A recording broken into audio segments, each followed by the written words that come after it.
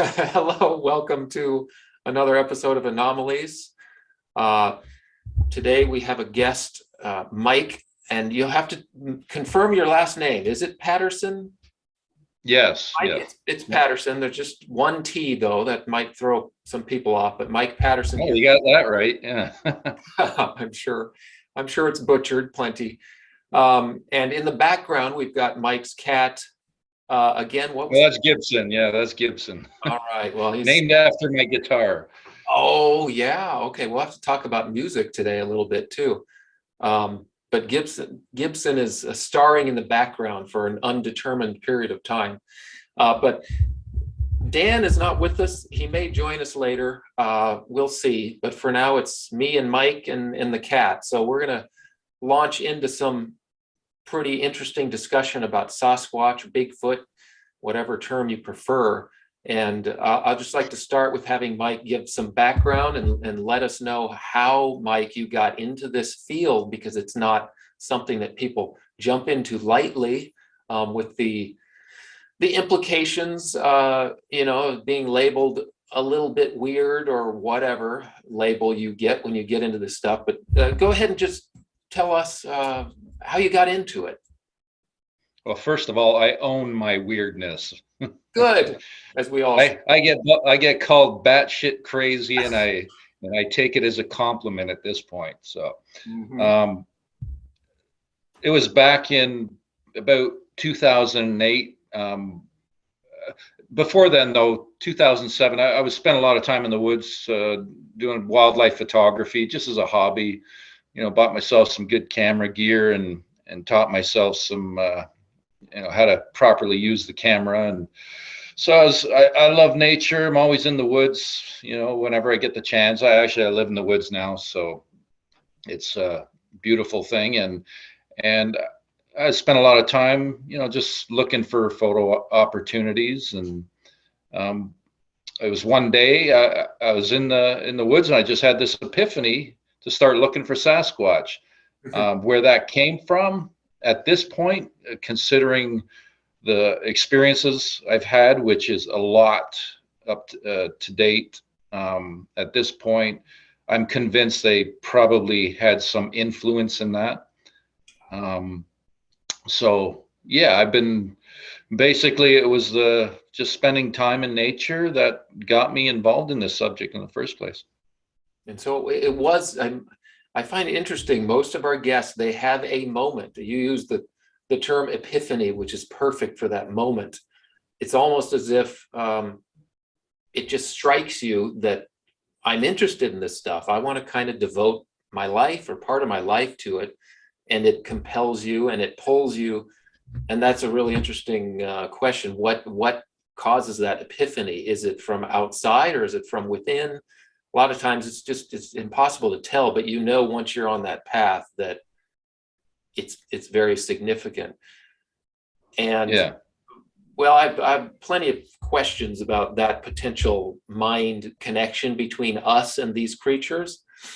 I guess we can start there. Do you think, knowing what you know about them, having interacted and studied, do you think that Bigfoot, Sasquatch has potentially some sort of other senses or heightened senses? Something maybe like akin to ESP, where they send you a message like you feel like you received. At this point, I've been involved for the last 14 years doing this work. So I had my big moment back in 2008, October 2008, where I heard one of them vocalize very close. And I was being kind of shown the ropes at the time, in this subject. And I'd heard one, basically, didn't even have to see, you know what it is, right? So I've spent there's certain vocalizations that you wouldn't know, but this vocal particularly, it was a no-brainer. It's like, oh my God, they exist. So So since then, in the last 10 years especially, I've been involved in a situation where I've been investigating a property up in the Kawartha Lakes region here in Ontario. So couple hours, 2.5 hours roughly north of Toronto. And I was invited into this area to investigate purported Sasquatch presence on the property. This is after about 4 years of, I see it at this point as training, to get some experience in the field, which I did. And I believe they had an influence in the situation I'm involved in too. So to get to your question about if they have, these abilities, 100% they do. And I've had likely upwards of probably well over 1,000 encounter experiences at this point. I've learned things that it's so out there that it's very difficult for people to comprehend. A lot of people, just will deny that there is more to them. We're far past the existence stage at this point. So this is the first part of having them accepted by science, by mainstream science. Although I deal with some science minds in the background, that we're all aware that they exist. Some of the science minds in the background they're basically, confined into this box of academia, box of this mindset that is difficult for them to step outside of it and accept that there's anything more involved here, that they're capable of paranormal experiences. And when you get close enough, you learn that it's basically almost all paranormal. They are flesh and blood beings, human types with abilities that basically change our understanding of reality. And I've used this term often these days, especially from what I've experienced. They are true masters of earth energies. So they can do things that it's constantly expanding your mind and showing us that there is a lot more going on than what we perceive with our five senses. Yeah, and you mentioned the scientific communities, of course, has not been not been willing to accept. To me, Bigfoot is a no-brainer because there's just so many accounts, so many reliable witness accounts, so much lore, so much history, and so much evidence, physical evidence too. I mean, we have decent video. Obviously, the Paterson, Gimlin Paterson video was very compelling in a lot of ways. It's been analyzed, in so many different ways by so many different experts. To me, that's, when people say, oh, all we have is blurry videos, blurry pictures or whatever. To me, we already have the evidence that's necessary. We've had it for decades. I mean, we can talk a little bit about that film if you want to, but I think most people who tune in here already are like us. They accept the existence of these creatures. It's not something in dispute anymore. And I would suspect, like you alluded to, is that scientists, most of them who spend any time at all looking into this, they really, although they wouldn't admit it in public, possibly, but they accepted that this is a very real thing, or very likely to be true. So on the same idea of sixth sense, even from a scientific perspective, doesn't it make sense that over decades and centuries that these creatures being out in the wild would learn just purely an evolutionary, if you want to use that model, they would learn to have heightened senses, just like a blind person would, or a deaf person, or bats or dolphins or whatever. They develop these senses. So do you think it's more like something that's developed over time, or are these creatures very, very much alien? And this is a part of them that they have always had and exhibited, or do you think they started as hominids, hairy hominids, and then evolved over time? What do you personally think about that? At this point, I think they are as they always have been, as they were created, and they've held on to that. As far as evolving, I think they've held on to what they've had since basically the start. of their species. That's what it seems like to me. They're definitely the epitome of don't judge a book by its cover. They are highly intelligent, and their activity would be definitely considered alien by some people. The situation I'm involved in, they understand all our language. They understand English. They can write. I've developed written communication over the past 10 years with a family I've been documenting for the last decade. And, I've asked some questions and gotten some answers. At first, I was asking questions that, led to some confusion because things were a bit complicated. So I've developed that over time to where I'm asking where basically they can respond yes or no for the most part. I've asked, where do your people come from? Where do you come from? Where do your people come from? They wrote home here always. I believe they are the original indigenous people of Earth, still alive in our forest, and community a lot. And back when I got involved in this, I understood that there's a lot more to them, and I held back when I was putting out information. I held back for about a year. At this point, I'm just full on. They are interdimensional human types with they're highly telepathic. How do I know this stuff? Their invisibility, they can materialize, disappear into thin air. How do I know this stuff? Through personal experience, through physical contact, many times, indoors and out. So the physical contact shows me the invisibility. And it's been, pats or on the head or pokes, or I've even had my face covered sitting in a chair outside. So that shows the invisibility factor. The interdimensional factor is the activity that happens indoors. It's followed me regardless of where I go. And they can leave with the trackways, we've documented literally hundreds of footprints from the same family, about a half a dozen, 7, maybe 8 family members. I haven't really counted.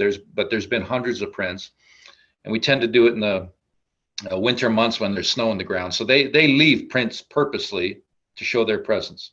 It's their intention to show their presence. Some nights we've had 4 of them leave one single footprint, and there's no trackways. So 100% of the prints over the past decade go nowhere. It's either one print or it's a trackway that starts and stops, and they're all left purposely. These are not found by accident. They're given to us with intent.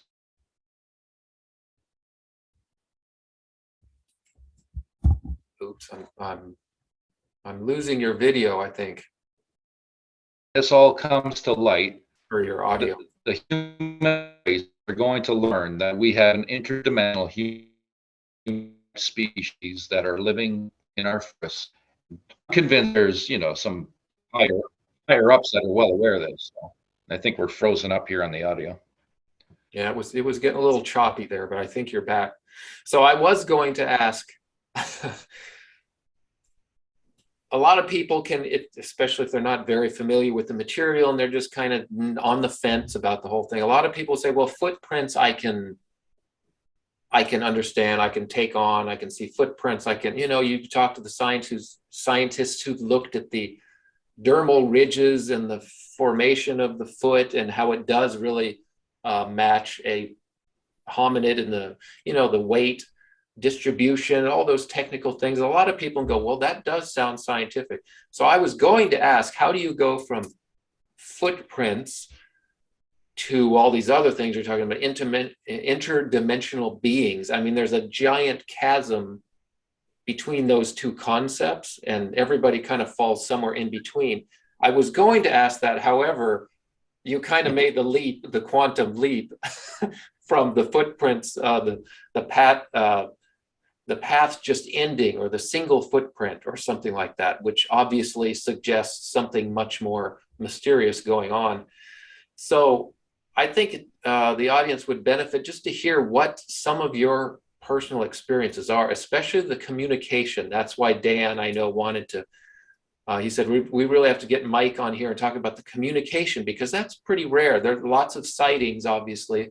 There's interactions at different levels, but the communication, that's a very profound experience and relationship that you have made with these beings, and they don't do that with just anybody. So let's just have you riff on that concept for a while, as long as you want. Just let us know what the evidence is and what you've done, what experiments you've conducted. Okay, so it was back in, I started visiting this property, this private property that I was invited to do investigations. This was back in September of 2012. And I knew from the very first night that they had activity going on, that they had Sasquatch presence. It was about 8 months. Like, I'd heard vocals, I'd recorded vocals. I use audio recorders, which is my favorite tool of the trade, basically, that has enabled me to discern their presence and learn a lot about their behavior and how they interact with humans. They tend to gravitate to my audio recorders and other equipment, and show their presence. And they do it in ways, there's a lot of stick breaking and rock clacking. But it was after 8 months, after a while, like, I didn't know what we were dealing with at first, right? I was still banging trees and hollering like most folks do when they first get involved in this.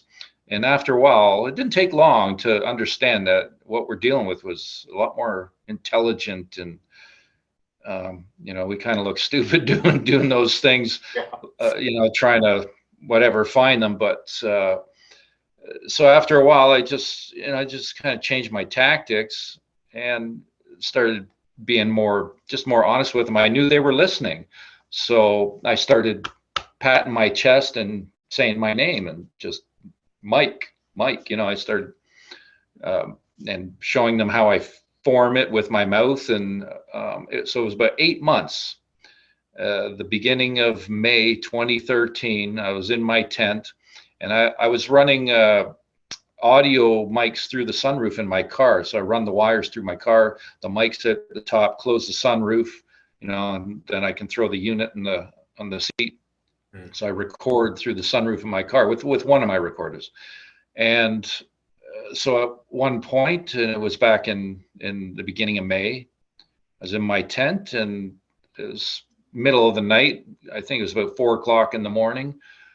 And I hear his vocalizations start off. I think it was the week before, the visit before, that they started vocalizing loud and letting us hear their voice.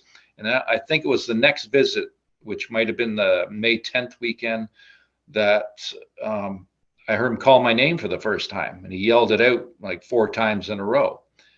And I remember the property owner, when I saw him in the morning, because he always slept in the cottage. There was a lot of fear back then from both of us. I had to really push myself through the fear. Well, going into a situation like this, and then having the real thing in your grasp, it's either, what are you going to do? You're going to either push through the fear or run the other way. So I pushed through the fear. And Dwayne was, he had a lot of fear in the beginning. He's, none now, it's gone, right?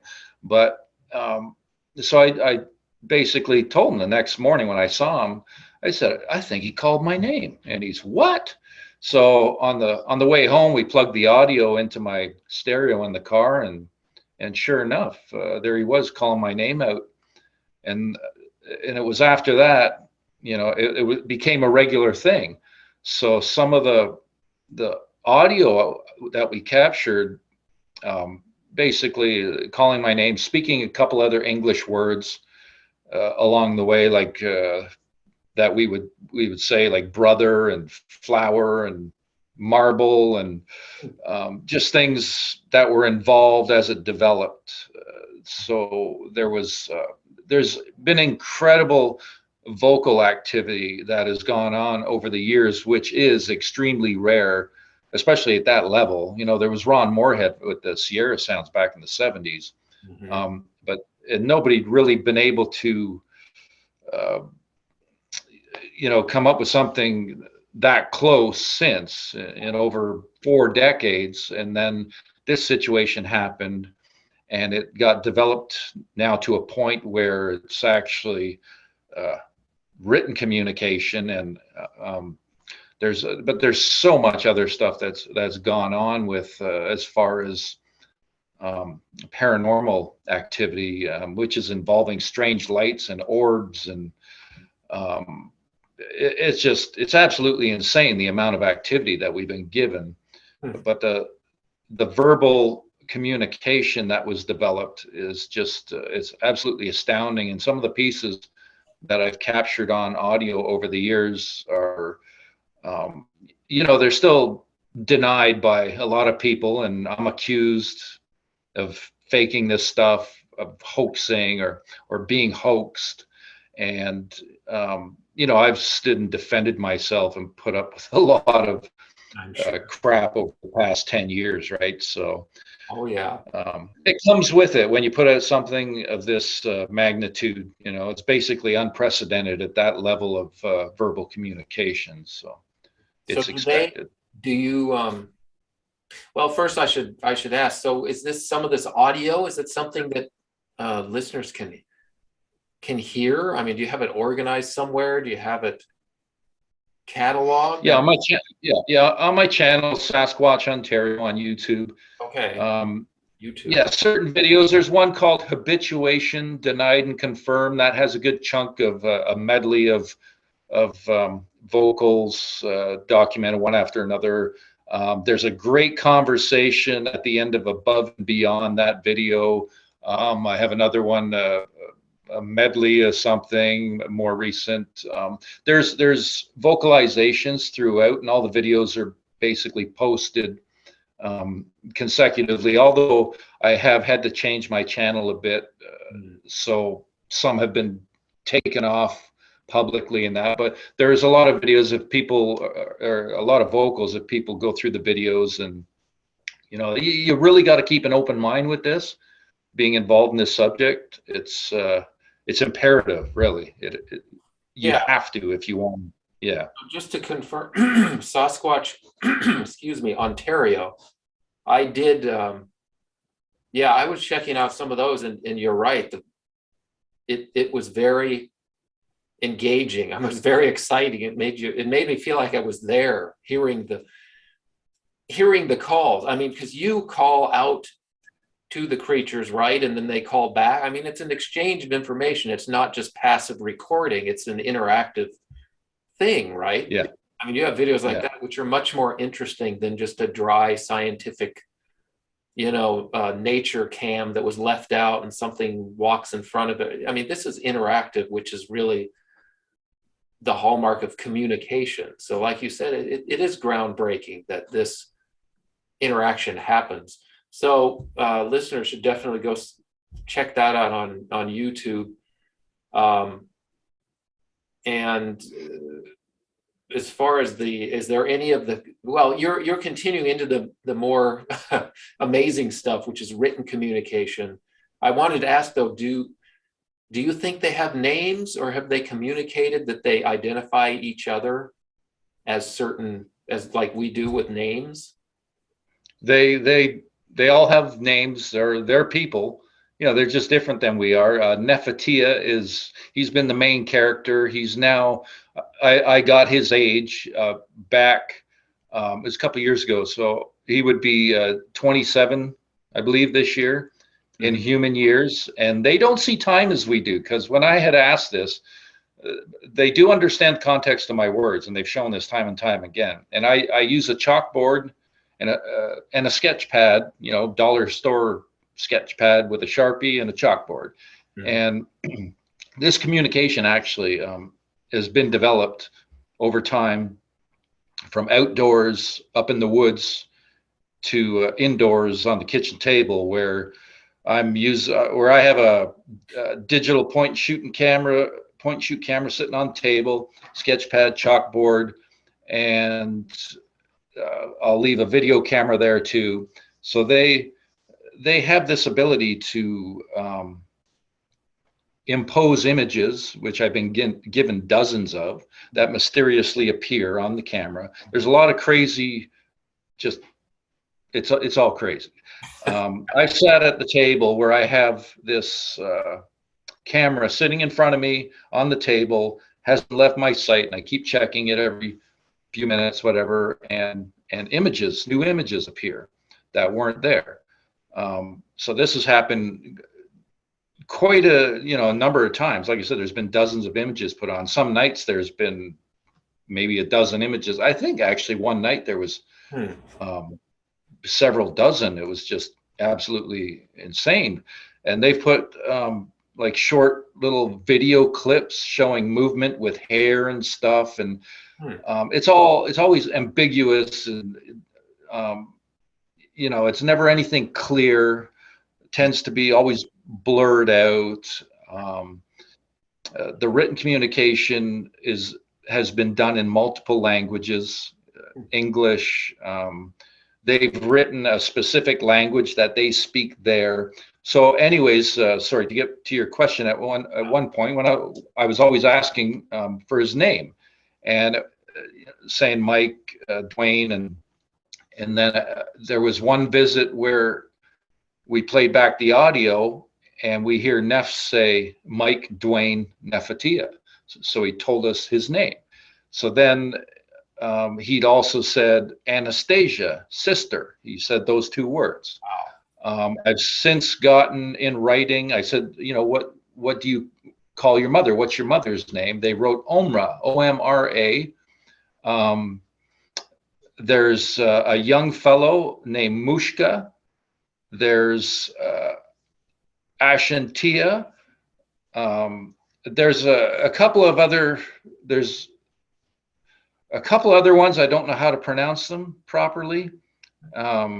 But yes, all their family, they all have their own names. Mm-hmm. As I stated, these are, they're not apes as in animals. They are human types. They're just different than we are, and they're a lot more advanced in their understanding of consciousness, earth energies. They're very far evolved past humans. I see our kind as, we're not less than, but we're definitely took a different route, and we've been suppressed compared to what they know. They are truly incredible in what they have to share with humans when we finally get to that stage. Such a contrast and part of it is probably on purpose, to contrast them, Sasquatch, Bigfoot, as giant, hairy, terrifying creatures, right? But what you're saying is inside with your interactions with them. And I've heard this. Dan and I have interviewed several people who have had interactions with it, some extensive interactions, and they all conclude the same thing. They're gentle giants and very much evolved in consciousness, which again is such a contrast to their appearance. Like you said, don't judge a book by its cover. And in itself, that is a message to humans, just the existence to not judge a book by its cover. And it's interesting that you brought up the scenario of fear. When I have discussions with other people, especially Dan and I, when we talk about, we really want to see Sasquatch. We really want to meet one, in the forest or whatever.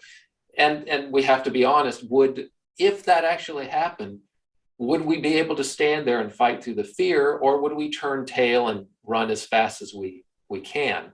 It's kind of a metaphor for humans in general, when you're faced with the idea of higher realms and higher consciousness and expanded senses and everything. What do? Do you accept it, try to integrate it into your world, or do you turn tail and run? And a lot of times we turn tail and run. And unfortunately, the scientists are the ones who are leading the way in cases like this. So when you interact with the scientists, I mean, there are a lot of people in certain disciplines with a lot of expertise. who are studying, luckily, who are studying this phenomenon.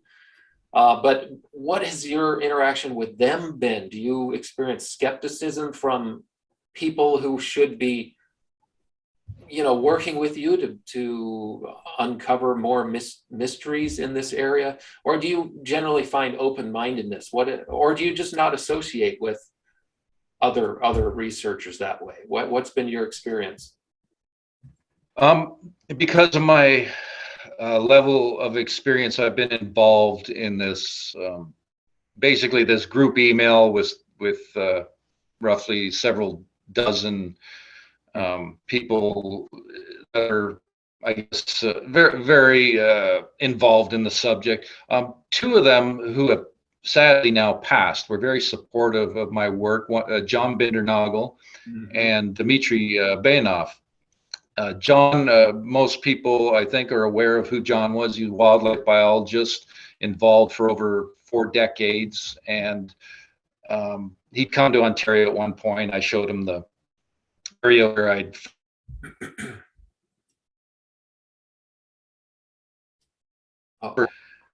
he used to use my stuff in his presentations, and at one point also used my name, but at one point he stopped using my name because a lot of people squawking in his ear, because I don't hold back, right? And I'd been asked by John, or he told me on 2 occasions, he said, "You're so far ahead, it's a problem."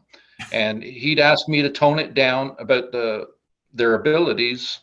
I politely refused. And also Dmitry, who was science director at Darwin State Museum in Moscow, he's now passed too. He was involved since 1964, and his goal was to have hominology recognized as a new discipline of anthropology, which would recognize the Sasquatch as people. So Boris Porshnev was the founder of hominology, and Dmitry was following in his footsteps, trying to accomplish that goal.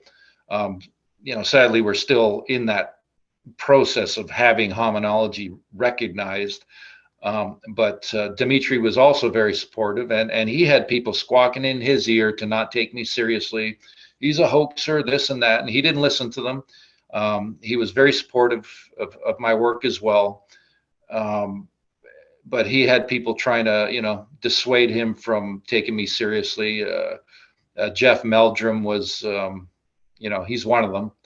So I had some recent words with him, and he's shown me, this guy's face is put on everything Sasquatch on TV, the face for Sasquatch, but he's shown me he doesn't know anything. He's basically, he has no experience, right?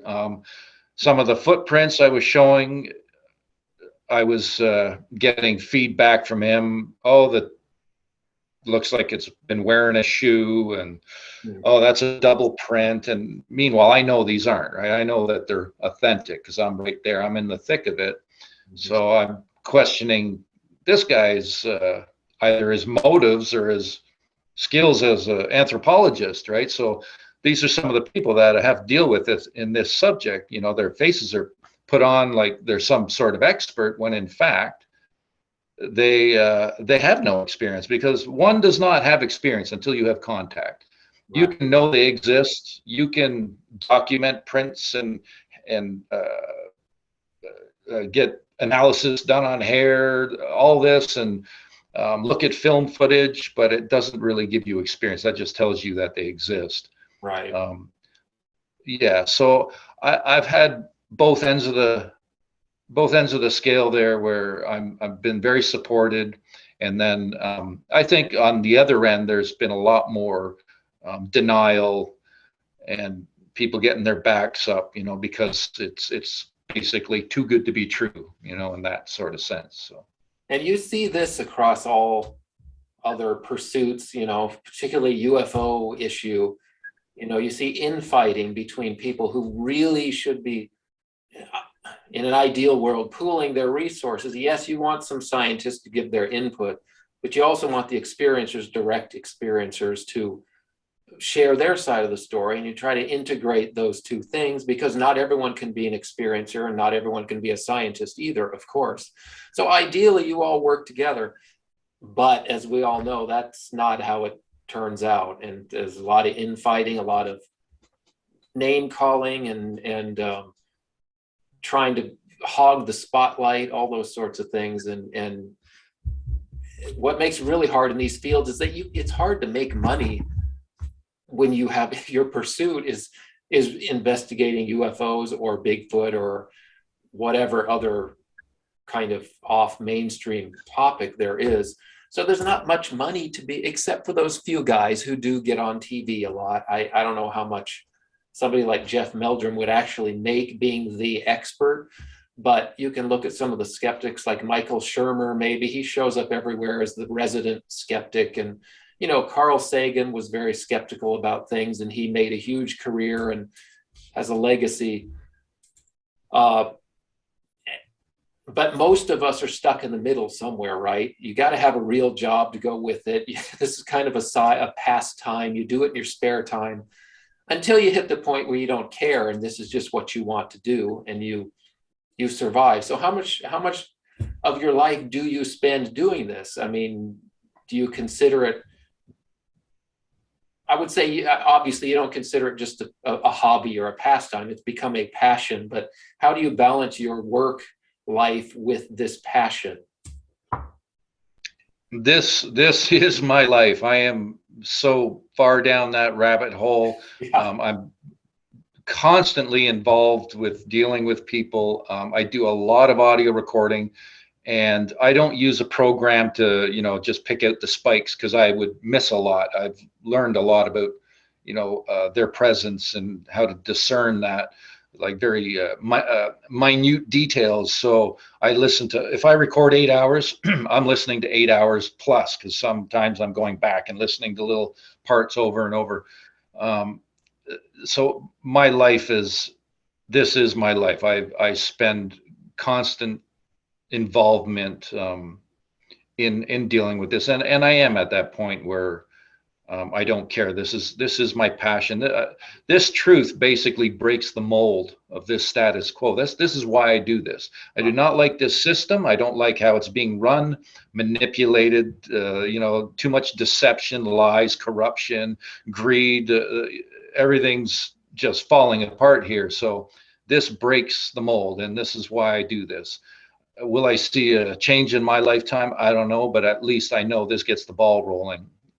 So this I'm very, very involved. And I just want to mention too, like with the science with just lost my train of thought there. I lost my train of thought there. So The science is looking at certain Jeff Meldrum or somebody. That's who we're kind of talking about. Or were you going off in a different direction? What do you think about the science? I mean, I know you can go into, obviously, the first film, which has been analyzed to death. You've got, you mentioned some hair samples. I know Melba Ketchum was involved in this, and she's a very controversial figure in this whole saga. The DNA issue. Obviously, you're far beyond that. You don't need to be convinced scientifically, but a lot of people are still in the beginning. Are the footprints real? Are the videos faked? Are the is there even any physical evidence or evidence at all? Is it all just myths told by Native Americans? A lot of people are still at that level. So what does it take to get beyond that and move further down the line? Do you think audio is something that's very compelling? I mean, you seem to have focused on audio quite a bit. And I agree, it is. When you hear that, it does not sound, definitely doesn't sound human, and it doesn't sound like coyote or whatever. So how do you characterize that audio if that's the place where you would take people? They came to you and said, "Hey, Mike, convince me that this is a real creature and that I should pay attention because it has implications for our future." Where do you take people when they ask you that? When you have contact with Sasquatch, it basically, it expands human consciousness. So this system that has been created, that we're basically born into, without a choice, given a number, put into this education system, which is basically an indoctrination of their whatever ideologies that they want us boxed into. This takes us right outside of all that and shows you that no, there's a lot more going on here. So, an open mind, as I mentioned earlier, is imperative. You got to have an open mind in this if you want to progress. If you really want to learn in this subject, keep an open mind. Don't dismiss that they could be interdimensional. Like I deal with people all the time, just saying, BS. That's entirely untrue. They don't even exist. It's like, why you even hear that? Why you even say anything? They exist. They're interdimensional. It's a fact. And people hate when some of us say that, that fact word. Well, how do you know that? Well, personal experience, again and again and again and again. It's just been ongoing for the last 14 years. So just this knowledge really shows us a much broader spectrum of our reality. And, looking at that pyramid in the background behind you made me think about the bigger connection going on here. And so there's been cases that Sasquatch have been seen coming and going from UFOs. And I've had two UFO incidents back in July of 2018 put right in front of me. I could, the first one especially put directly in front of me, where I was shown this is for you to. It was cloaked, but it was a moving shadow that was over top of me when it was basically impossible to be there. And it was pretty easy to discern, and it happened like instantly that I was able to understand, well, maybe a couple seconds to understand what was going on. And then another one 15 days later, both times pristine conditions, one in the day, one at night, one driving on the highway surrounded by traffic, going the flow of traffic. And I was actually driving north on the 400 just up top end of Toronto. So I had Pearson Airport on my left. The sky was absolutely crystal clear, no clouds. If there was anything, it was way up high up in the atmosphere. So there was no clouds. And so this large moving shadow had just passed over top of me and was going just slightly faster than everybody else to make itself stick out. And right away, I'm like, what the hell? I can't hear anything. I stuck my head out the window, figuring there should be a plane very low there, and there was nothing. And then there was a transport ahead of me. It enveloped the whole truck and passed over top, and that was it, right? And I'm sure that I was probably the only one who understood what was going on when that happened. So there's a bigger connection going on with this, and I think it's all due to the fact that Sasquatch are interdimensional, and their cognizance, their understanding of consciousness is so evolved that anything else with the same that is unknown to us, ET races or whatever, they're going to know about this stuff because of that, just because of that telepathic ability they have. So there's there's a lot more going on here than meets the eye. So people that are just getting involved in this, looking at footprints or trying to figure out if something's fake, or even still wondering if the Paterson Gimlin footage is real. As far as that goes, that was 1967. Hollywood couldn't even come close. It's a no-brainer, right? Yeah. That's like flogging a dead horse, that thing. But but a lot of people still believe the idea that it's a hoax. They should go look at the very detailed frame by frame analysis. You can see the muscles in this. You can see the muscles rippling in this thing. The anatomy is just not something that you would ever have been able to hoax, even assuming you knew all of this stuff. So to me, that like you said, it's flogging a dead horse. It's very compelling. There's no legitimacy whatsoever to the idea that it was hoaxed. Um, People should go there, but they should also listen to the audio, the vocalizations. And if you listen to those and you don't think that is some massive creature with a totally different, voice anatomical structure, then you're not paying attention. You're just denying stuff that you don't want to see or hear. There, there is a lot of denial, and when it comes to that voice, when they finally get somebody on board, like I can't afford to pay for analysis, proper analysis of, Mhm. with somebody who has the proper credentials, Yeah. that has no bias. Like I'm a skeptic first. I'm a skeptic first. I do my best to stay as objective as I can. Sometimes I might jump to a conclusion that might be wrong, but for the most part, I think I've done pretty well in discerning things at this point. But when it comes to analysis, this subject will evolve to a point where the vocals that I have will finally be put under some proper analysis. And from my understanding, there's we all our voice is like a fingerprint, unique to the individual. So there's been a lot of accusations of the cottage owner, the property owner, being the voice of Neff, and I put out numerous pieces at this point that shows the two of us together and Neff calling in the background. I'm setting up audio or whatever, and all of a sudden he yells out, and the owner's right there beside me, and so there's been numerous pieces put out like that. I put out trying to dispel that myth, but some people are very, they got those blinders on. They're in denial.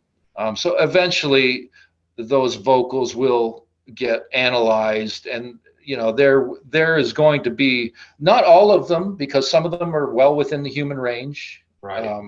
but some of them aren't, and there will be artifacts or whatever you want to call it in those vocalizations that will prove them to be, beyond human, among some of the other stuff. So I also want to say, if people want to get involved in this and they want to learn this stuff for themselves, the best course of action is firsthand, instead of just being an armchair critic, and, get out into the woods.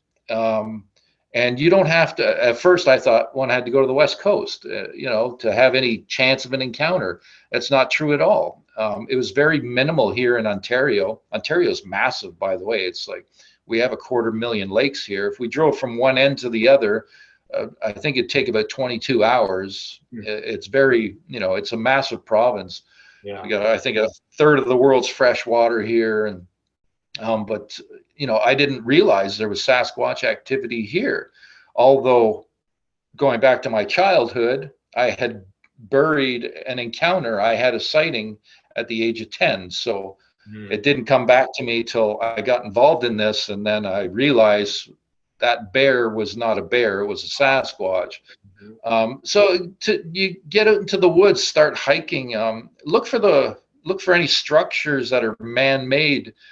So a lot of the times they're right alongside of hiking trails, like right out there in the open.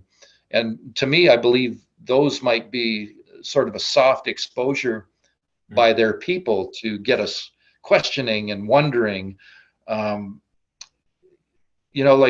Be respectful when you go in the woods, respect nature, put out the intention that you want to make contact with them, that you want to, understand, know of their presence, maybe bring a gift, have that focus on wanting to connect to them. They can feel this energy, and more and more people, there's a growing number of people that are gaining this contact.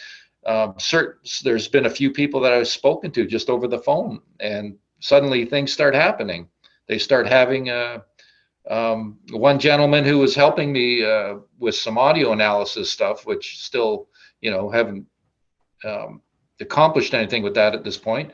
But at the same time, he's in Montreal, has a cottage in Quebec.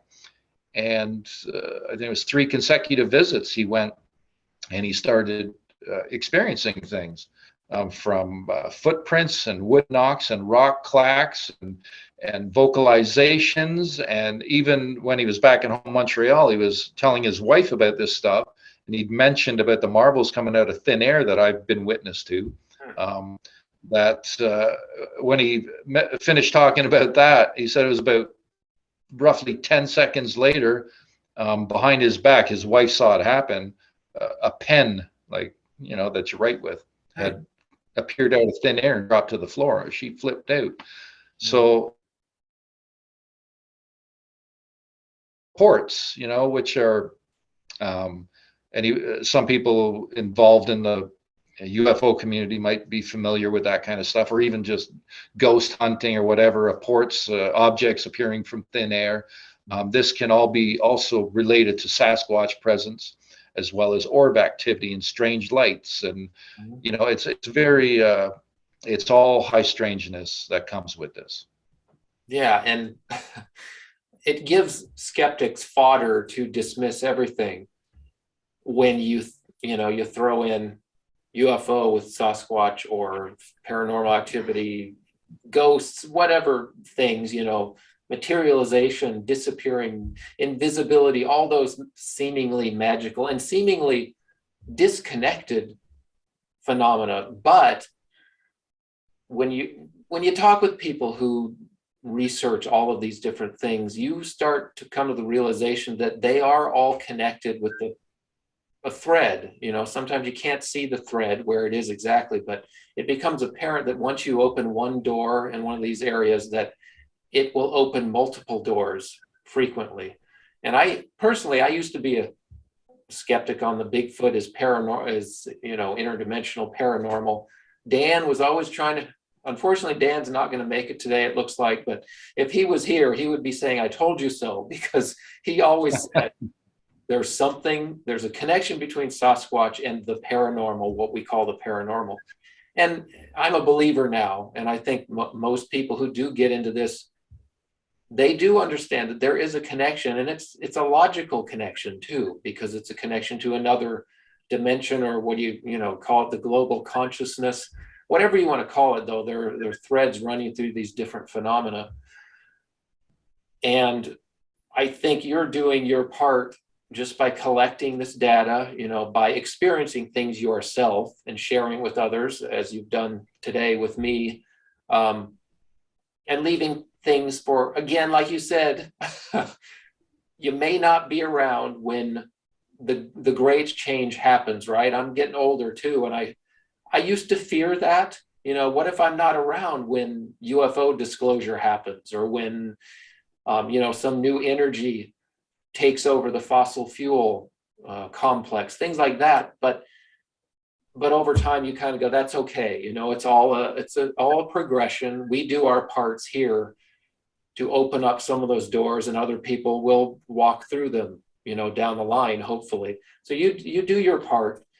And I'm really impressed that this is your passion and you've turned it into a full-time gig, so to speak.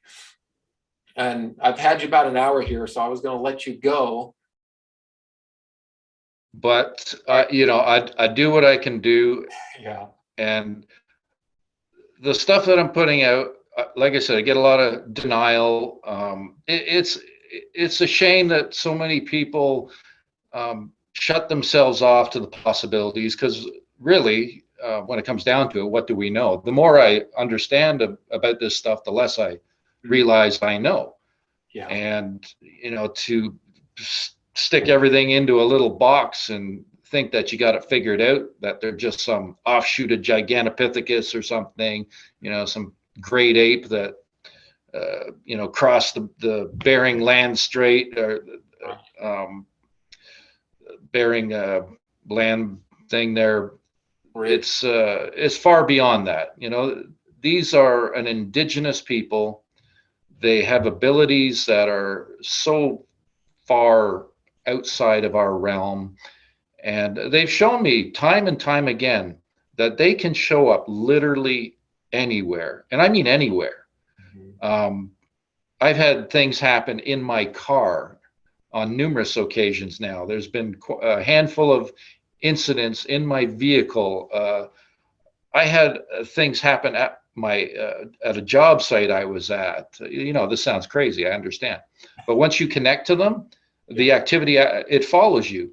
I had a friend of mine that I live with in Brampton, Ontario. It's just a suburb, you know, busy suburb. We were in a subdivision, his house, and you know, I rented off him for a while and a couple of years there. He's a good friend of mine. Knew him for, I've known him probably now for about 3 decades or so. I don't know, I don't count, but good friend. And when I moved in there, I told him, a friend of mine, Kyle, I said, told him about this stuff, and you know, he was really skeptical. He's a very lighthearted guy, and he just took it all in stride. And I said, you know, some crazy stuff might start happening here. And sure enough, it didn't take long. And one of the first things that happened is they have a lot of humor, and it's very consistent. It's, I guess it comes with that evolved consciousness. It's just very lighthearted people. One of the first things was in his room. I guess well, I guess keeps his wallet on his dresser, and he told me one day, he goes, something rifled my wallet. I pulled everything out and then shoved it back in, and I just said out loud, like, thanks guys, you're making me look bad here, right? And it wasn't long after that there was another incident that involved the lights and a door being left open and the lights on, and I knew I hadn't done it. And then I got a dream that night, and I got these guys, the Sasquatch. They have an understand, like I said, they are masters of energy. They have an understanding of the subconscious. They can make contact in the dream state, as ET races can as well. You know, there's all kinds of people that have had these sort of contact dreams. The Sasquatch had this ability as well. So they showed up that night, basically laughing at me that it was Neff, you know, saying this was me. And by the time I had left Kyle's, they'd given him physical contact, mind speak, telepathy. They'd left him one single footprint in the snow where he stands out front, has a smoke. Footprint in the backyard, shook his pear tree at the back of the yard in front of him, flipped all the cigarettes upside down in his pack. And one of the big ones was he was downstairs. I think he was watching a hockey game or something across the room, standing there at the other end of the room. And one of them came through the wall, floor to ceiling, semi-transparent, or transparent, semi-transparent. He could see the shape. Walked across the room in front of him and out through basically the closed door. So I haven't even seen that. And you know, these are just some of the instances. I talked to him not too long ago, and he told me he still has things going on there. I have a rehearsal place where I play music in Toronto, and the guys I jam with, they're all good friends that I've known for decades. We've had numerous incidents happen in the room, things appearing out of thin air where we've all witnessed it. So it seems that those of us who connect with them, the activity, it just basically follows you regardless of where.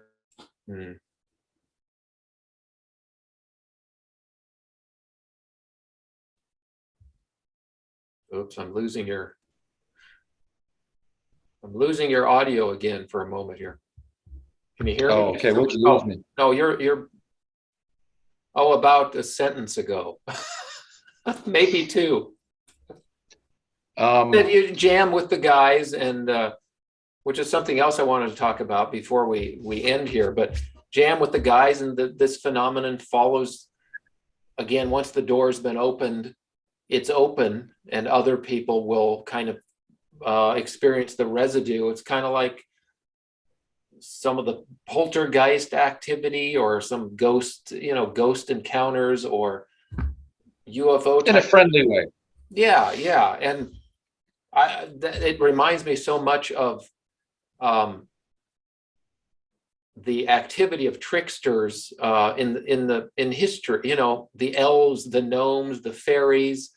obviously much more portrayed as much more friendly characters, much lighter, but is it fair to say that Sasquatch might just be a version of those tricksters that we've had? We have all sorts of tales and lore about them through the centuries. You think, would you categorize them in the same kind of realm as some of the tricksters of the past? Well, they're definitely tricksters. Very playful Mm-hmm. in their nature. Some of the stuff that has been done to me, it's not always to my liking. You know, I've had smells put up my nose, Mm. or I've had go to put my boots on and there's an egg in there. I haven't crushed it though, or I go into my bag and there's a pile of leaves and Mm. sticks and you know clutter from outside, or my clothes are all wet from the snow because they filled up my bag with snow. These sorts of little things. I've had drink in my hand, and marbles have been a big thing. Mm. Applications of marbles. Mm. Built up a collection of hundreds of these things, and it took 8 years before they finally showed me the point of one coming through empty space, and they did it at arm's length while I was sitting inside at a table. I saw it appear in part just through empty space in the middle of the room, basically. Um, and it was slowly pushed through. It looked like it was coming through a concave wormhole, and it popped through and dropped to the floor. I was running audio outside at the time. The window was open, so it captured the moment of it. You could hear it hit the floor, and then me freaking out, right? So, Yeah. yeah, so a lot of this weird stuff that happens, and it Mhm. and it does follow you. As far as I was saying about stuff happening in our rehearsal space, all my buddies have witnessed this stuff, Mhm. um, and it follows us, those of us who connect with them. Yeah, it's a great mystery, and it sounds kind of fun. I mean, you said at first it was, you had to push through the fear, but again, maybe that's a metaphor for the rest of our lives, how we live our lives. And once you're able to push through the fear and accept uh, a certain idea, concept, and then have fun with it, maybe that's when the real learning and evolution begins. Is that fair to say with these guys? I mean, they're scary looking, but sound very Yep. gentle. And I just want to say too, in the 10 years that I've documented this family, and this has been ongoing for 14 years, I've had Mhm. other experiences in other locations. I have not had a close visual yet, although I have had physical contact. They've stood right beside me many times, Mhm. and they show me that by the physical contact. And one of the funny ones that I always remember is the property owner and myself are standing outside late at night. We're just standing there, seeing if they show their presence, and sure enough, I get poked in the arm, I think it was, and so I said to Dwayne, I said, Neff's here. He said, you sure? How do you know? I said, I just got touched, man. He's here. You sure? I said, how many times we gone through this? How many times? And suddenly he was wearing a cap and it just went flying up in the air right in front of me, right? It just, yeah. I said, do you believe me now? Just like one of the guys, hanging out in another realm, though. That's what's so crazy about it. It's like, oh. Yeah. But you did have a physical sighting. You said when you were 10, right? That in Yeah, hindsight that was, realized yeah. that. Yeah. I've had like partial visuals. I've caught a partial visual when I got, touched in the shoulder and I swing my head around. I see a dark um, partial manifestation. When I had the hand put over my face, I think it was a hand. Hmm. I saw very dark, wispy smoke just, this far from my face, from my eyes immediately before that happened. Um, as far as when I was 10, that was a basically a trauma incident, and I don't remember what he looked like. I just remember he was standing at the side of the road, and Hmm. as soon as I saw it, it turned and basically was gone. Right. So the Yeah. details of the visual are very vague. I just remember a large bipedal, Hmm. standing at the side of the road, covered in hair, basically. And at the time, I it knew it. probably didn't. It didn't register probably because I'm sure you've No, seen I plenty of wildlife before and you know what a bear looks like, and maybe that just didn't sit right with you for many decades, and then you well, realize, at the age of 10, I told everybody it was a bear, basically. And this is, I think, like this is quite common to dismiss something like that as a bear. mhm, And at the time, I was traumatized. I couldn't even speak. I was white as a ghost. My family was staying at uh, like mhm, a chalet for the weekend, aunts, uncles, all that stuff. And I'd been dropped off down the road by my dad to do some fishing. So I was by myself. So I mhm, started walking back. It was like dusk.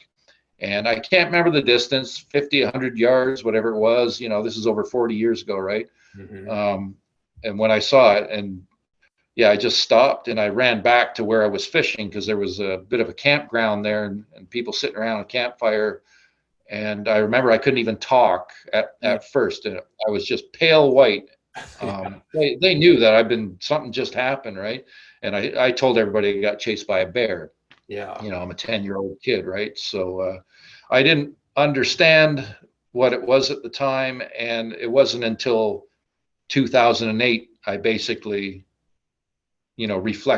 was able to reflect back to that moment and realize that that was a Sasquatch. That wasn't a bear. yeah. And I've heard that account, that type of account before. It's like you said, you have blinders. I mean, it's a protection thing, trauma sort of mental block that may or may not come up later, but it stays there in your memory and your soul until it needs to come out. And I've heard that type of account many times, kind of a screen memory, if you're talking UFO type stuff. But that tells me that you were involved very early and you were potentially indoctrinated if there is a if these humans, these beings, if they have intention, uh it might start early. Maybe that was what you were destined to do. Do you ever think about that as was that Yeah, your mission? it seems that way. I've asked Neff's family Mhm, if they have known me since birth or before. They mhm. said no.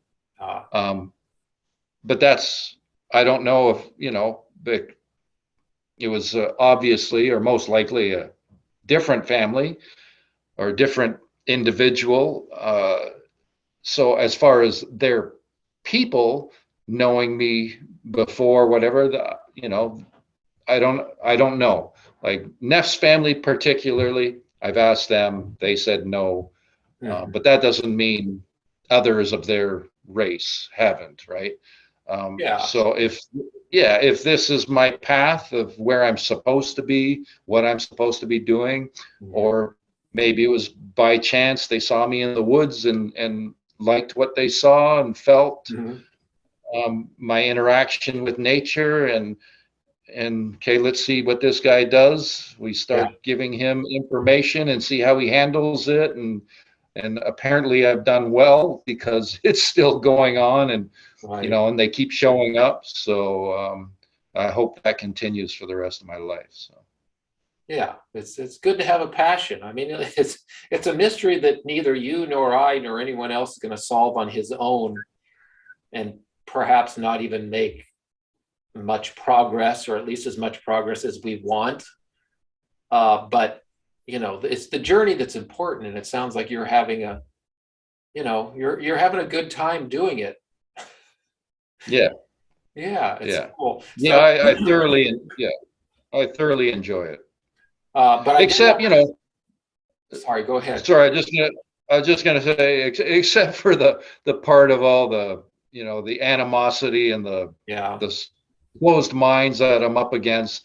It's been a wall of ridicule for, uh, but it's understandable, and it it was pretty difficult to deal with at first, and Mhm. and I can't see a lot of people going through what I went through and being able to stick it out. I see some people, you know, they get a couple of nasty comments. I'm done. I'm out of here. And Yeah. I'm thinking, oh man, you know, you haven't experienced nothing yet, you know, compared to 10 years pretty much daily of this stuff. But at this point, you know, you grow a thick skin, and I'm very confident in my experiences, and you know, and standing in my truth, and I know my stuff, so I speak it with confidence, and I enjoy sharing this.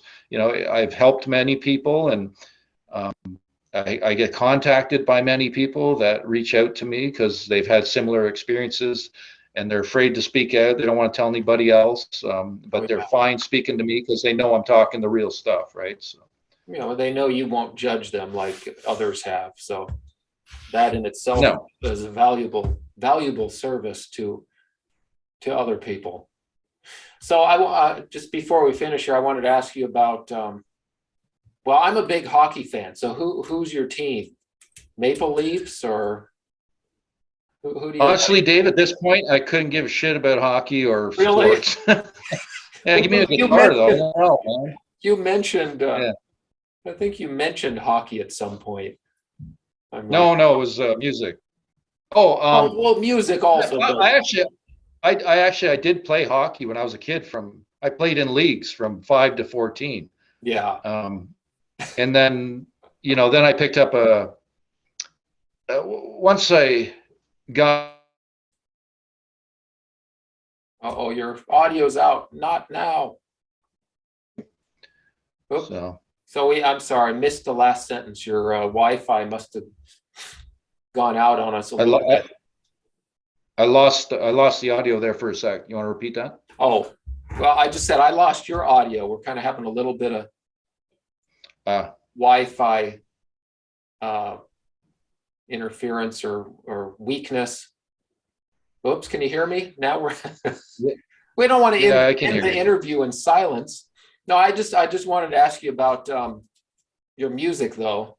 So you're a guitarist then? Yeah, I play guitar. Nothing serious. I play with some good friends. You know, got a band together. You know, just basically get together and jam and write original stuff, and you know, we have fun, have a few beers, and we've all been playing for decades, so they're all good players. So it's fun.